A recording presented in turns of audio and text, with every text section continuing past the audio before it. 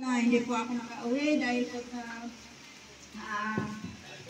yung matindi pong COVID na alam ko po na sa lahat ng tao po ay naging malala at yun po ang naging dahilan ng hindi ko pag-uwi sa loob ng 4 na taon.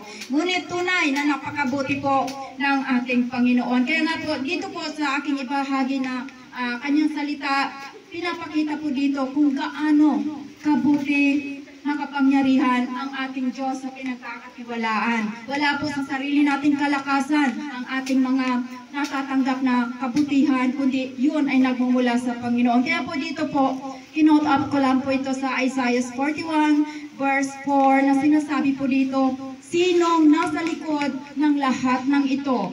Sinong nagpapagalaw sa takbo mula sa pasimula ng kasaysayan?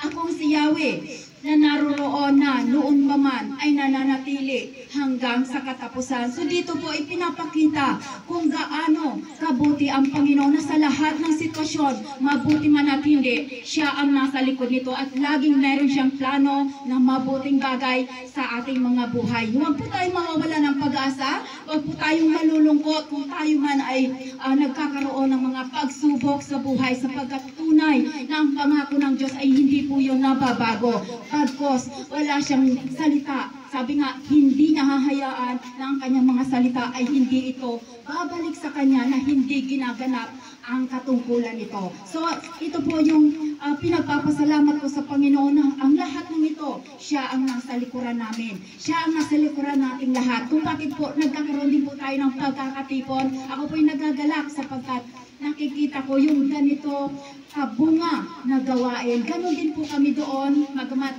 malayo po ako sa kanila. Kagaya ng sinabi ng ating pastor, iisa po ang ating espiritu na nagbibigay luwalhati sa Diyos, iisang ating espiritu na naghihintay ng pag-asa na balang araw makakasama natin ang ating Ama na tumawag sa bawat isa sa atin sang-ayon sa kanyang layunin na tayo ay mapabuti at magtamo ng buhay na walang hanggan. Kaya po dito po, isa pa po, sabi po dito sa Isaiah pa rin po,